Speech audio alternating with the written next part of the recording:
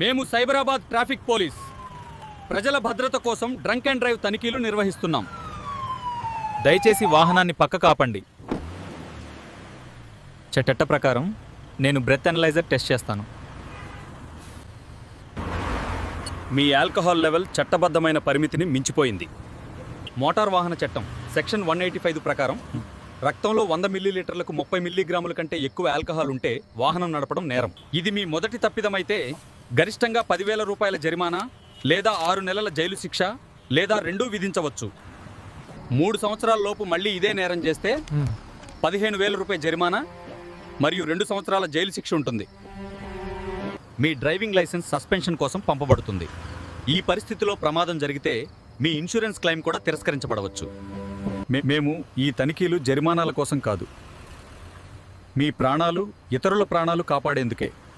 ఒక తప్పు నిర్ణయం అనేక కుటుంబాలను నాశనం చేయగలదు. మద్యం తాగితే వాహనం నడపకండి. క్యాబ్ ఉపయోగించండి. సురక్షితంగా ఇంటికి చేరండి. మద్యం సేవించి వాహనం నడపడం మీకే కాదు, రోడ్డుపై ఉన్న ప్రతి ఒక్కరికి ప్రమాదం. ఇది సైబరాబాద్ ట్రాఫిక్ పోలీస్ తరఫున మీకిచ్చే ఒక ముఖ్యమైన విజ్ఞప్తి.